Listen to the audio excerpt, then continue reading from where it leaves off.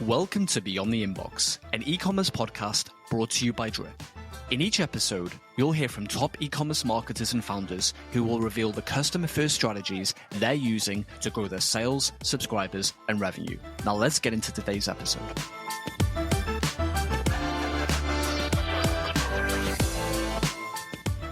In this episode of Beyond the Inbox, I'm speaking with TWE CEO Margaux DelCollo. TWE is a woman-owned Philadelphia maker studio specializing in reimagined, eco-friendly childhood classics for play. In this episode, Margaux and I discuss how TWE uses email to acquire first-time customers, how e-commerce brands can use PR, and much more. Enjoy. Margaux, welcome to the show. Oh, thank you so much for having me. My pleasure. Can you start off by telling us about TWE and how you got involved in the company? So TWE is a maker studio based in Philadelphia, and we make art tools for children. TWE started as a project in my son's preschool class. It just took off and started growing, and we were in my garage for for a while. And then we went to a small basement studio, and we've gone to a bigger basement studio. And now we are in a real people's studio, although we still only have one window. But it was something that was built from the ground up, in a learn as you go kind of way. There's so much I want to dig into about the founder story. I was reading an article before this interview, and it glossed over something that I really wanted to learn more about, which was, and correct me if I'm wrong here, you met someone that offered you more space, and if I'm not mistaken, his son was initially hesitant, and he could see how crestfallen you were, and he actually was willing to... Can you tell me more about this? Am I on the right track? Yes, you're 100% on the right track. I always joke that I don't know if the day we showed up is David's worst day or his best day. But someone at the preschool said that someone had stopped by and they, left a card. I guess they were touring the preschool, and they rent, art studios, and we should try to give them a call. But the studio was like 2 blocks from my house. I'm like, we'll never be able to afford a studio in this neighborhood. But let's just go and see it. So I didn't have anything with me. I didn't have a bag or a check. I just had what was like literally in my pockets. And we go in and we meet with David, the man who owns the building, his son. And David says, "Oh, you're not who I thought I was, or thought you were when I made this appointment. We really only rent to people we kind of know. We're like friends of friends." And his dad was sitting there, and Steve said, "Oh, they look honest. Why not just go show them what we have?" And so we go downstairs, and it's like perfect. It's again in the basement, but it's like everything we want. And I'm like, "Oh, we're never going to be able to afford it." And Steven was like, "It's going to be $50 more than the person before you." And that is very reminiscent to me of the Chelsea Hotel in its heyday. In New York City, there's this hotel that you can't get in unless someone recommends you. You can't rent an apartment or a studio. And then your lease, doesn't matter what your space is, can't be less money than the person who recommended you. So you could just be getting this tiny little studio, but the person has like a 3-bedroom, but you'll still pay more. So it was very reminiscent of that. And I was like, okay, $50 more. And he's like, "Do you think you can swing like $500 a month?" I was like, yeah, I think I can. And then I was like flustered, and I'm like, I don't have any money on me. I didn't think this was going to work. Like, I don't want to lose this. And he said, "Do you have $1?" And I said, "Yes, I have $1." And Steven's like, "I'm going to take that $1. There is your deposit. come back in a couple days and you can sign the lease. And that was really a turning point for Twee. And they are building. Stephen, David have been so incredibly supportive, because we very quickly outgrew that one basement. And when we took over the hallway, they turned an eye, and it was very, very lovely. And then when we took over that hallway to such an extent, Stephen had one of the studios he was using as storage for his own personal things. And he was like, how about we share it? But this has just been one of those things that I feel so incredibly lucky to be a part of and to be here. And in the end, it's like this huge building. There's 80 artist studios. So everyone from like violin makers to woodworkers to just watercolorists. So it's been a real, just it's kind of corny, but like blessing. It's an incredible story. It's something that really stood out to me when I was researching you for this episode. And I'm curious, listening to you tell that story and seeing you go back to that place, what do you think it was that made them buy into you and the brand? I think and I've always said this, we're tiny but mighty. And I think we're scrappy. And, I think Stephen has, he has like 100 patents. He's an inventor at heart, or he's an inventor, period. And he's a maker. And I think he maybe saw that in Twee and what we were planning on doing and what we wanted to do. And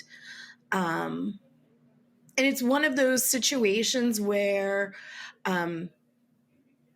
you make room at the table for someone else. And he has certainly, made room for us.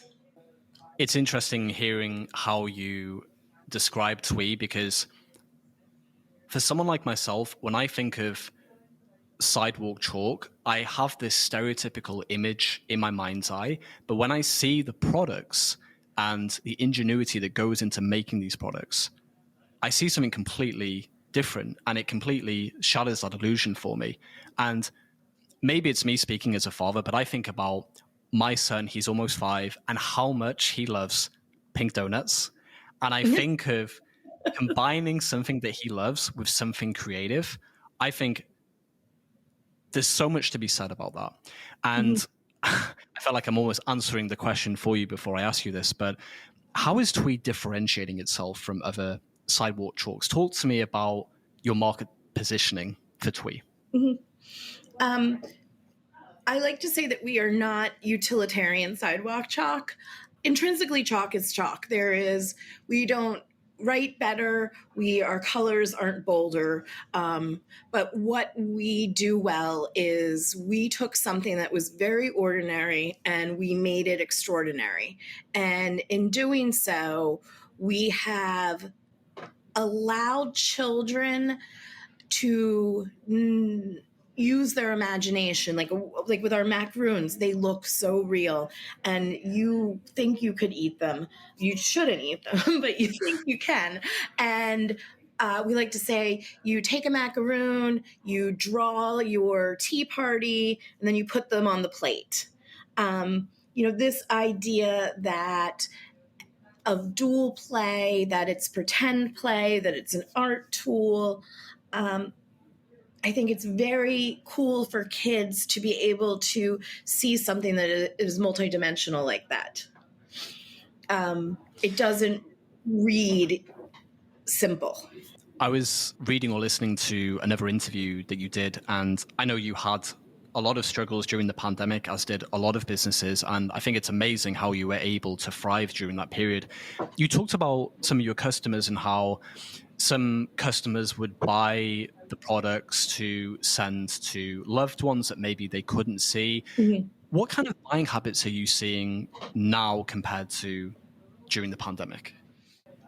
I am seeing a much more restrained buying, especially as of late. I think what happened in the pandemic is that no one, or the initial stages, is that no one knew how long it was going to last. So there were these almost like immediate need to send love. And I saw that in the messages from our customers to the recipients of our product. But I think even though we are still very much affected by it right now, I think people have gotten back to a much more typical buying pattern.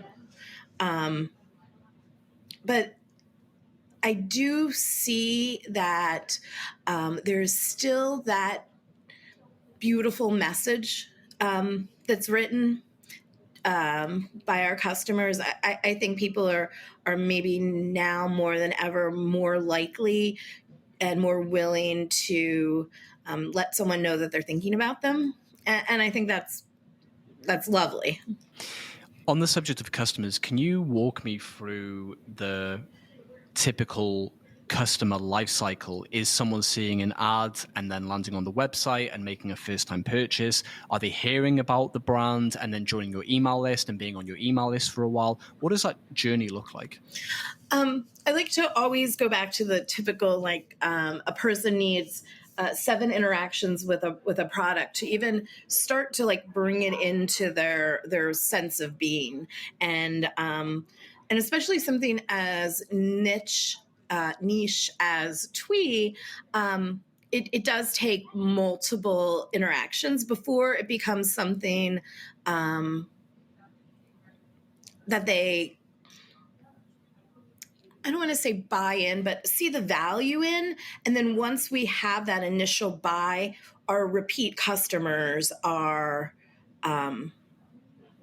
a huge number, which I love. I love because that means that we're doing our job really well. So I think our first customer, honestly, it comes through Instagram. You know, we have a very robust feed. We do a lot of great partnerships. We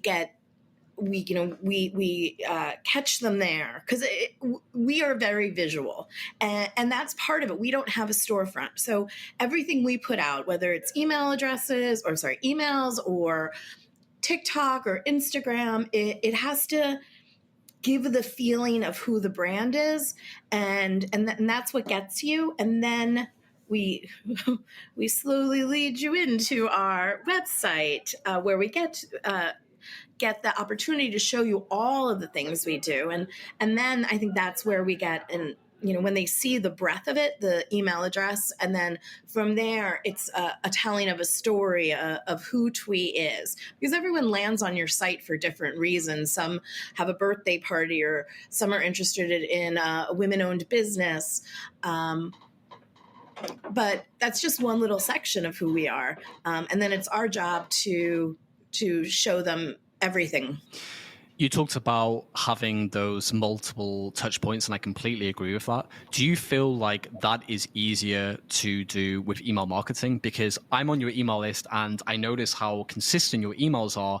And I feel like when I read each email, you're marketing to me in a different way, and I'm slowly learning about the brand and I'm learning about your products. And I wanted to ask, how do you think about email marketing? Are you planning campaigns as and when they come to mind, or what does that whole process look like?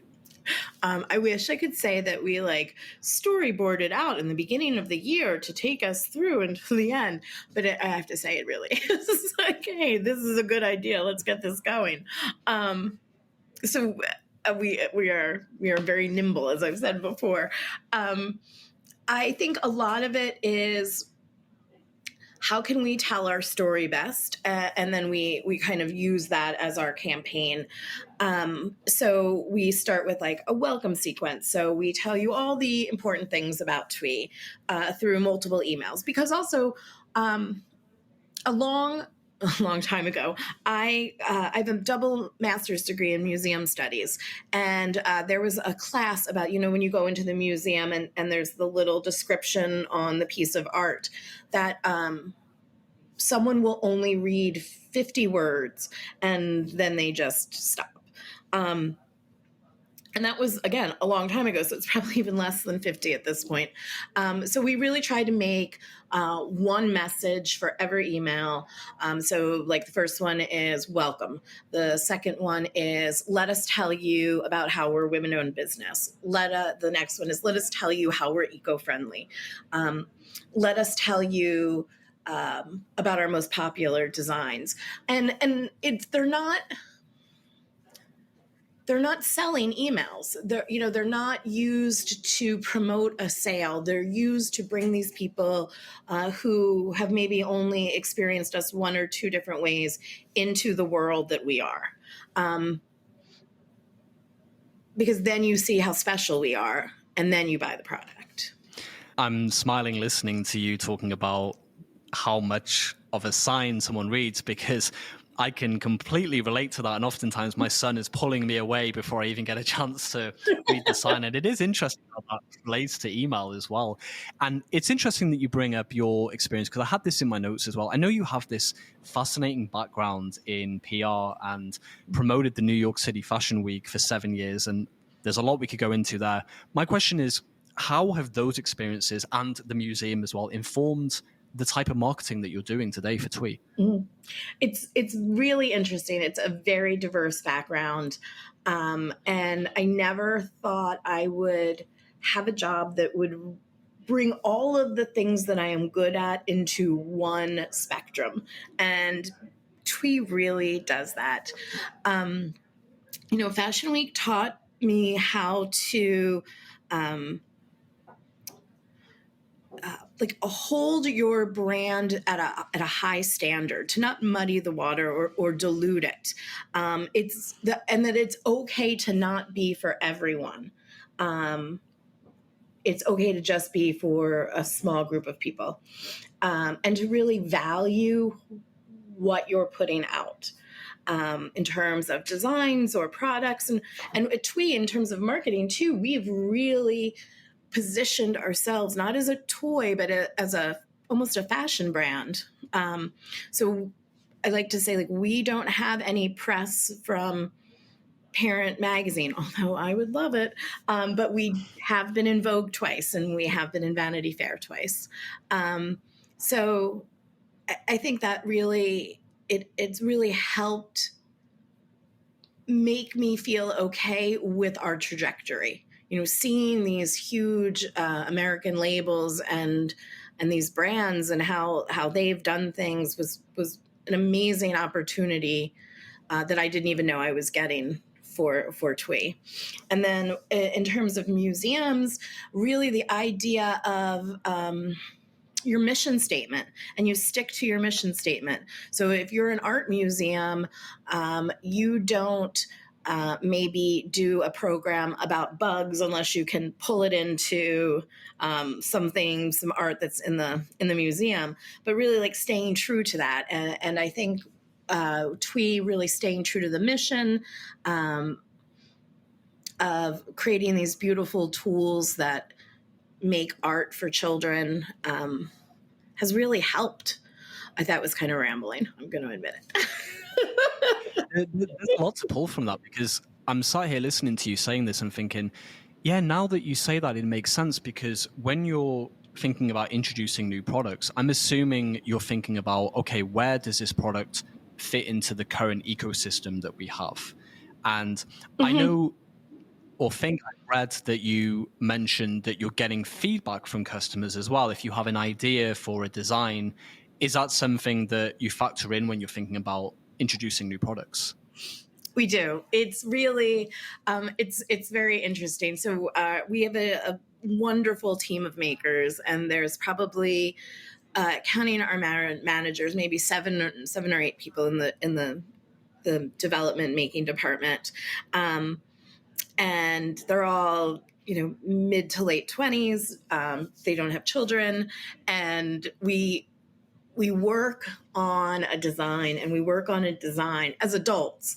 And this is something you would do at a museum too. You would work on an exhibit, and then you would mock one up and you would bring it downstairs to the galleries, and you would kind of debut it and then take feedback, go upstairs and change it around. And so I very quickly learned that you could be doing in your head the most amazing exhibit. And then personally, I went downstairs and this one child was like, well, that is stupid. Well, that is humbling. So we work on a design, and then the real test is when you bring the children in and you ask them, what do you think? And to see these very capable artists be humbled by some children is quite a scene, because they'll be like, I do not like that, or why is there glitter here and no glitter there? So we really try to source our customers and see what they think. But in the end, like this, what Twee is kind of like the gift a cool mom gives to another cool mom, and there just happens to be a kids' party going on at the same time. So it's hard. Like we design for the kid, but we know it's the parent in the end. That's so interesting to reflect on. It reminds me a lot of Lego and how the employees are invited to play with the blocks and build their own designs and really put themselves in the mind of the child. But it's also interesting that you talk about you're not really selling to the child like a toy manufacturer, what you're actually selling to the parents. Not something that I never reflected on. Mm-hmm. Yeah, our customer is the parent. It's the parent that wants to add a little bit of sparkle, a little bit of whimsy to, or not parent, grandparent, family friend, but it's the person that values design, values the handmade nature of the products that we make, and wants that little bit of magic. And I think that's the best customer to have, because they will, they'll think outside the box. They'll go with you when you say, this is a narwhal horn, and they say yes. We've talked about acquiring first-time customers, and I'm curious, how are you turning first-time customers into repeat customers? What is the differentiator that brings someone back to make another purchase? Well, first off, chalk is reusable, or is not reusable. It hits the road after a little bit, so I really like that. But we want to always have something to talk about, and engage with our customers. So if it's a new design, if it's a new give back, if it is a new product, we always want to have something that makes you want to open our email. And it goes back to the idea of, those direct-to-consumer, commerce-driven emails are fantastic. But if you haven't kind of been courting them this whole time, and then after the first purchase continue to do that, you're going to have a one-and-done sale. You're really building that relationship, that trust, and to let them know that you aren't just one product. You are multiple products. You are a brand, and a brand that is worth revisiting. It's really your storytelling. Community is something I hear a lot of e-commerce founders talking about, and I'm sat here wondering, how do you build community long-term while still incorporating storytelling, if that makes sense? Mm-hmm. We have the honor of really staying with a customer from when they first start to experiment with making art, all the way until they're ready for, like, I would use the term like professional materials. So, we get them when their little hands can only hold the gems, and then we kind of take them along the journey of becoming from a small child to like or from a toddler to a child, or a small child to a full-blown child, to a tween, and we kind of court them along the way, and we let them know that at each time there's something new for them. Even when we, it's not an oversell, it's this is where you are sell. And because they're getting older, that story is constantly changing for them.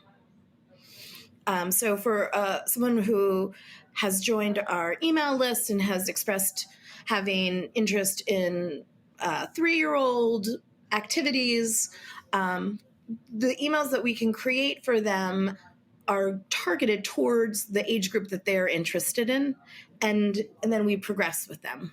It's almost like a welcome sequence up until 12. I couldn't have put it any better myself. I think that's a good segue into what are you doubling down on marketing-wise in 2023? Ooh, that's a good question. What are we doubling down on? I think where we are really trying to push ourselves is so we've started out as chalk, and up until 2 years ago, we were only chalk. And then we want to be a brand. We don't want to just be a product. So again, in this idea of like bringing things in that are cohesive, that make sense, we started with our first, we called it chalk adjacent product, which was a park pouch. So the idea that once you unwrap this beautiful packaged chalk and you go to the playground, what do you do with it? Well, you throw it in a little plastic baggie and put the baggie at the bottom of your stroller. But just like we made the chalk something that was ordinary into something extraordinary, we took that plastic bag and made it extraordinary. So it is designed by a very talented designer. It is hand screen printed in Rhode Island. It is sewn in Philadelphia. And then each different design has a different city. So far we've covered Philadelphia and Atlanta, and we name them after parks that are near and dear to us. And then we have a little give back associated with it. But that was still very much in the chalk family. And just this year in January, we came out with veggie paints. They're powdered based vegetable pigment paints. Yes, you're making art, but it is not chalk. It is something else. So we're trying now with our marketing to really let our customers know that we're other things, and our other things are just as good and just as great, and this is only the beginning. And kind of to be like, we can fill your creative cup outside, but now we want to do it on those rainy days on inside. So it's going back and it's retelling who we are with our core staying the same. That again, women-owned, eco-friendly, made in the U.S. in Philadelphia. But now we can be your product, be your brand for the cold days too. I love that. I think that's a great place to wrap up. I've really enjoyed this conversation, Margaux. I've learned so much, and I want to end with, where can our listeners go to learn more about Twee? I'm so proud of the work our marketing person does on our Instagram. So my first thing is go to our Instagram, which is Twee Made. And the website is beautiful, and we work really hard on that. And it kills me when you see the analytics where it's like most people are on it for 30 seconds. But it's beautiful, and it really gives you a breath on what we do. Perfect. Well, we'll be sure to send listeners there, and best of luck with everything for Twee in 2023 and beyond. Thank you so much, Sam. This was lovely. Thanks, Margaux. Bye.